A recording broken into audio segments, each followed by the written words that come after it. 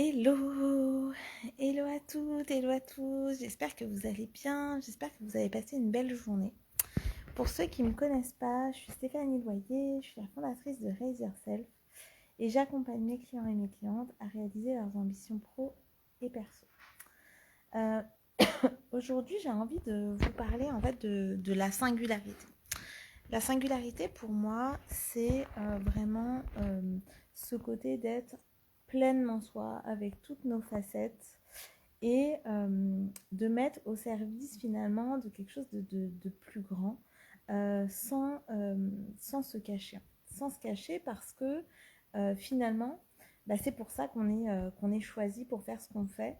Euh, que ce soit pour un entretien d'embauche, j'accompagne pas mal de personnes à la fois en reconversion, mais déjà dans la recherche d'emploi. Et souvent, notamment quand c'est des étudiants, ils me disent oui, mais ça, il faut pas trop dire ça, ça, il faut pas trop porter ci, porter ça. Et en réalité, moi, ce que je leur dis, c'est que ce qui est important, c'est qu'ils seront choisis pour qui ils sont. Que en réalité, le CV, il doit mettre déjà en avant en fait leur unicité, leur singularité. Que s'ils sont créatifs, plutôt que de mettre sur le CV qu'ils sont créatifs, c'est que leur CV, en fait, il doit incarner déjà cette créativité et que évidemment, ça doit être quelque chose que eux-mêmes doivent incarner déjà aussi pendant l'entretien. Et c'est vrai aussi quand on est artiste. J'accompagne aussi pas mal d'artistes qui essayent des fois de lisser un petit peu leur personnalité, de peur de déplaire, alors qu'en réalité, les gens ils viennent à eux pour ça en fait. Donc non, on va pas plaire à tout le monde. Pareil quand on est dans l'accompagnement, hein, je vois beaucoup de personnes qui se sont lancées. Combien de fois on m'a dit mais Stéphanie, tu te lances dans le coaching, mais tu te rends compte, il y a plein de coachs. Et moi ce que j'adore dire en fait dans ces moments-là, c'est oui, il y a plein de coachs et en même temps, dans mon quartier, il y a au moins 5 ou 6 boulangeries. Et en aucun cas, le boulanger se dit, ou la boulangère d'ailleurs, se dit bah non, je vais pas ouvrir de boulangerie parce que il y en a déjà d'autres. Je le vois pas moi comme de la concurrence. C'est vraiment chacun va aller dans la boulangerie parce qu'il préfère ce pain-là, parce qu'il y a une meilleure offre à côté. Peut-être que c'est la pâtisserie que les gens vont aller chercher. Peut-être que c'est le sourire de la boulangère ou du boulanger, l'échange, l'humanité. Et en réalité, ce qui se passe dans un business, c'est exactement la même chose en fait. C'est que les gens qui viennent me voir moi vont pas forcément aller voir d'autres personnes, ou alors ils vont aller voir d'autres personnes sur d'autres sujets, sur d'autres thématiques ou à d'autres moments en fait de leur vie, et inversement en fait. Mais sauf que si je lise trop pour être aimé de tous, en réalité, ça laisse pas entrevoir qui je suis vraiment et du coup sur quoi je peux vraiment accompagner. Donc là, la vérité, c'est que je, enfin, c'est vraiment important de pouvoir être qui on est. Et pouvoir être qui on est, c'est pas toujours facile parce que on n'a pas toujours les clés. On n'a pas toujours. On croit des fois qu'on est d'une certaine manière parce qu'on a été éduqué comme ça, parce que la société nous a mis des injonctions, parce qu'on croit que les autres ont des attentes sur qui on devrait être, que ce soit pour un travail, que ce soit pour une relation de couple, que ce soit dans notre parentalité aussi, avec notre famille, avec nos amis. Voilà, et une question qui est intéressante, à laquelle il est intéressant de répondre, c'est la question avec les autres, je dois être. Et souvent, la réponse qui vient à ce moment-là, c'est là qu'on se rend compte que, oui, en fait, on a des croyances qu'avec les autres, on doit être comme ci, on doit être comme ça, alors que la seule chose qu'on doit être avec les autres, c'est être nous-mêmes. Oui, il y a des gens à qui ça ne plaira pas. Oui, il y a des gens qui peut-être vont s'éloigner à un moment donné. Sauf que les gens qui seront là, ils seront là pour qui on est vraiment. Donc, et ça, c'est un sujet qui me touche énormément parce que je vois trop de gens en fait se cacher, trop de gens porter un masque, trop de gens en fait se travestir pour plaire en fait aux autres et en réalité, ceux à qui ils déplaisent fondamentalement, c'est à eux-mêmes en fait. Et tant que les personnes, elles se plaisent pas à elles-mêmes, tant qu'elles s'aiment pas inconditionnellement, tant qu'elles s'aiment pas de tout leur être, bah, c'est difficile en fait de pouvoir se présenter à l'autre. Et des fois, en fait, c'est juste qu'on n'a pas les clés de ça. Des fois, on ne sait pas qui on est vraiment au fond parce que c'est tellement suradapté. On est tellement. Là, je regarde la Starac. Et en fait, c'est ça, c'est aussi quand on est hyper empathe, bah on est dans la chanson. Quand on entend une chanson, et j'ai encore les larmes aux yeux, mais quand on entend une chanson, quand on voit des gens avec leur famille, quand on voit des gens avec leurs amis, c'est pour ça, moi, que j'aime autant les séries, hein, c'est que j'ai l'impression que je suis dedans, en fait.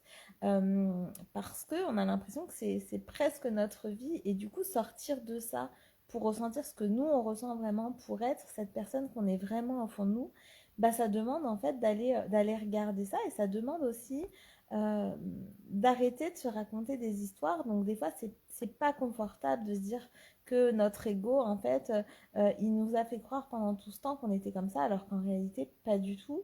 Et une des clés pour ça, que j'ai envie de vous livrer ce soir, c'est de revenir euh, à l'enfance, en fait. Revenir vraiment à cet enfant qu'on a été quand on a eu la chance de pouvoir être un enfant épanoui et de revenir à qui on était en fait dans ces moments-là. C'était avant finalement les injonctions, c'était avant de vouloir plaire aux autres, on était juste dans cet état d'être comme on était et de revenir à ça. Et moi je le vois beaucoup avec mes enfants en fait. Et je me dis, pourvu qu'ils ne changent pas. Alors oui, on change et on s'adapte et c'est normal aussi d'être flexible pour vivre en société. Voilà, il y a des codes, il y a des choses aussi à respecter, il y a une communication aussi à avoir quand on partage sa vie avec d'autres et quand on a envie d'être en lien avec les autres. Mais ne pas perdre cette unicité, cette singularité. J'ai 3 enfants dont des jumeaux mixtes, hein, et aucun des trois en fait ne se ressemble vraiment. Ils ont quelques points communs, ils ont aussi beaucoup beaucoup de différences.